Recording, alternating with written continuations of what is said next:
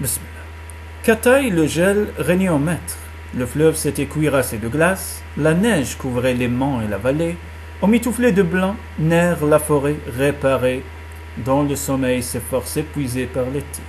Les plus sanguinaires de ses fils rôdaient affamés à la recherche d'une proie, et il maudissait Kataï qui ne se décidait pas à disparaître. La colonie de castors attendait, elle aussi, le départ du dieu glacé, et sans s'émouvoir. Les magasins de vivres étaient encore bien garnis, et dans les cabanes, la vie poursuivait calmement son cours. Les petits étaient venus au monde, et dans quelques semaines, les mâles partiraient pour leur saison vagabonde. Un matin, Stek, la femelle de Turc, sortit avec ses petits qu'elle avait eus la première et qui n'avaient jamais quitté leur demeure natale. Personne dehors. Stek précédait sa nichée en lui montrant le fleuve gelé, les arbres couverts de givre, toutes aux explications qu'elle donnait du paysage. Elle n'entendit pas un glissement suspect, celui de Hugues, le loup, qui profita d'un moment où elle se retournait, appelant un retardataire pour bondir auprès d'elle, se saisir de Nif, le plus dodu des petits, et s'enfuir en l'emportant. Cela se passa si rapidement que Stek en fut d'abord frappé de stupeur. Lorsqu'elle réussit à crier, Hugues était déjà loin et aucun habitant de Ner n'eût réussi à l'atteindre. Toute la tribu accourut et le vent porta aux oreilles du loup les lamentations et les cris de vengeance. Mais Hugues sourit et continua de dévorer tranquillement sa proie. Le lendemain, il fallut bien se résigner chez les castors. Celui qui a faim peut tuer, dit la loi de Ner. Mais vint le tour de Er, la femelle de Drep. Elle sortait chaque jour avec ses petits et les emmenait invariablement de l'autre côté de la digue. Hugues, à l'affût, l'avait observé durant plusieurs jours et, bien qu'il fût à jeun, avait attendu le moment le plus favorable à l'attaque. Ce jour-là, le vent était son complice. Er ne pouvait ni le flairer de loin ni l'entendre. Il s'embusqua derrière un buisson et attendit. Er passa tout près de lui et fut aussitôt saisi par l'âcre odeur du loup, mais trop tard, hélas. Hugues déjà détalé, un petit dans sa gueule. Les anciens donnèrent des consignes de prudence, ne pas s'éloigner du village et se tenir toujours sur ses gardes. Cela n'empêcha pas que le petit de Fra fût tué, ni que ceux de Lenk, de Huel et de Rime subissent le même sort. On tremblait au village, mais sans trouver aucun remède. Dégelé, le fleuve ramènerait la sécurité, mais Kataï ne partait pas. Enfin, un nouveau malheur détermina la tribu à mettre coûte que coûte un frein à l'avidité du loup. Larf, un des anciens, était sorti, n'avançant qu'avec une extrême prudence, mais le loup fut plus rusé que lui. Le castor parvint à un amas de pierres et se mit à le contourner. À peine atteignit-il le terrain découvert qu'il fut assailli. La lutte fut terrible et brève. Hugues eut le flanc lacéré, mais Larf expira sur la neige, égorgé. Personne au village ne s'inquiéta de sa disparition, jusqu'à ce qu'un matin, en passant près du monticule, Krif, épouvanté, découvrit les restes de Larf. La communauté alors fut prise de panique. La force de Larf était réputée chez les castors. Les anciens se réunirent. Quand Hugues rejoindra ceux de son clan, déclara Turc, il se vantera bien haut de ses victoires sur nous. Tous les habitants de Ner en seront informés, et les mangeurs de chair viendront en bande assiéger notre colonie. Aucun de nous ne pourra sortir de chez lui sans être assailli et tué, tandis que le peuple des castors sera la risée des fils de Ner. Il n'y a qu'un moyen d'empêcher pareil désastre. Il faut que Hugues ne puisse parler. Il faut qu'il meure. Qui de nous combattra Hugues? Il y eut un pesant silence, puis tous les yeux se tournèrent vers Grog, qui se dressa et dit « Moi, j'ai mon plan. » On lui fit une ovation et chacun lui offrit de participer à sa périlleuse entreprise. Pour le moment, déclara Grog, il faut que vous me laissiez agir seul. Et il refusa même l'assistance de Krif, qui était fort, jeune, intelligent et digne d'une confiance illimitée, mais qui, en l'occurrence, ne pouvait le servir en rien. Grog, entre tous, était doué d'une perception aussi prompte que subtile, qui le mettait en mouvement aussitôt, avec une grande sûreté dans la décision. Simultanément, il réfléchissait, raisonnait, agissait, ce dont aucun autre castor n'était capable. Il n'en avait aucun mérite, la nature l'avait ainsi fait. Il quitta la cabane au milieu de la nuit et se mit à remonter la cascade. L'entreprise était pénible, car le castor devait se frayer une piste sur la glace. Il avait déjà mis au point son plan d'action. Il ne pouvait lutter de vitesse avec Hugues, mais l'élan lui, pouvait le défier à la course.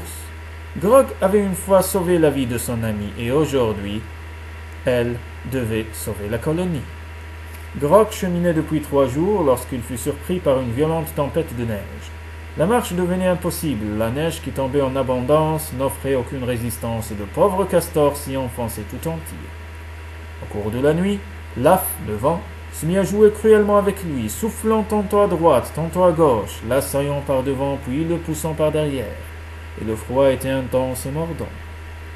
Lorsque Grog s'abattait sur le sol, exténué de fatigue, Laf l'imitait aussitôt. Alors, croyant à une trêve, Grog se remettait en marche, mais Laf s'élançait de nouveau et le cinglait de plus belle, en sifflant une joie mauvaise, jusqu'à ce que Grog s'affaissa sous un buisson.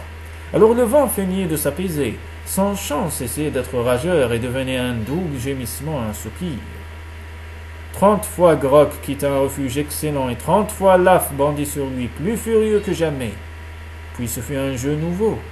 Laf permettait à Grog de courir en avant, le poussant même, tandis qu'il faisait voler à sa rencontre une rafale de neige. Un instant, il la tenait suspendue en l'air, puis il la battait sur Grog, qui se trouvait vite enseveli sous l'avalanche. Il ne parvenait à se dégager qu'au prix de durs et longs efforts. Laf s'éloignait. Il attendait que le castor eût repris sa marche, puis soulevé le vertigineux tourbillon qui l'enveloppait et l'enfouissait à l'improviste. Toute la nuit, Grog fut ainsi le souffre-douleur de Laf. À l'aube, enfin, le vent mourut. Grog épuisé s'alla blottir dans un fourré pour y dormir. Il ne repartit que vers le soir. Il avait enfin atteint Ner, endormi sous la neige, mais qui montrait à des signes à peine perceptibles qu'elle était bien vivante. Il fit un repas de quelques branches, qui n'étaient sèches qu'en apparence, leur écorce gardait la saveur de la sève, ragaillardi et presque heureux, et se mit à la recherche d'elle. À moins qu'il ne se fût déplacé vers le nord, l'élan devait être dans les parages. Il s'agissait de trouver ses traces, les rechercher. Les recherches de Grog ne lui révélèrent que la piste du cheval sauvage. Alors une idée lui vint, et lui suivit cette piste à pas légers, car il savait que Vel s'enfuyait au moindre bruit. Les traces devinrent confuses, le troupeau de chevaux devait être proche et dispersé dans les parages. Il le découvrit soudain en train de brouter de courts buissons. L'homme, lui seul, avait pu contraindre les coureurs qui n'avaient jamais été des habitants de Ner à fuir les plaines du sud. Grog s'approcha doucement puis cria « Je suis Grog le castor, et c'est en ami que j'approche le peuple de Vel. » Ces paroles rassurantes n'empêchèrent pas les chevaux surpris de se rassembler à la hâte en piaffant et hennissant autour du stoer. Le plus ancien d'entre eux, celui-ci les écarta pour s'approcher de Grog. « Que veut le castor ?» demanda-t-il. « S'il désire brouter avec nous, qu'il soit le bienvenu. »« Merci, Stoer, » répondit Grog. « Je cherche Vel. » Le troupeau regagna les buissons et Vel s'approcha. « Qu'y a-t-il, Grog ?»« Ma tribu est en danger. Hugh y fait les ravages. »« Qui puis-je, Grog ? Je ne me risque à combattre le loup que lorsqu'il attaque le troupeau. Hugh est fort et plein d'astuces. Je ne te demande pas de le combattre, je voudrais seulement que tu me dises où je puis trouver elle. » L'élan, mais il fuit comme le vent quand il flaire la présence de Hugh. « C'est justement pour cela que je le cherche. Sais-tu où il est ? Hier, il broutait une journée d'ici, tout en allant vers le couchant. »« Merci, Vel. »« Dis-moi, Grog, » demanda le cheval. Il hésita un instant, puis reprit. « Dis-moi, qui combattra Hugh ? »« Moi. »« Toi ?» s'exclama le coureur surpris. « Oui, moi. »« Eh bien, tous mes vœux, Grog. Combien d'Étiens Hugh a-t-il tué ? » ?»« Laf et de nombreux petits. »« Il y a longtemps que tu as quitté ta colonie ? » ?»« C'est le 5e jour aujourd'hui. »« Alors Hugh peut avoir encore tué des vôtres ? » ?»« Oui, Vel. Il te faut 3 jours en moins pour joindre l'élan, et plus encore pour ton retour au village.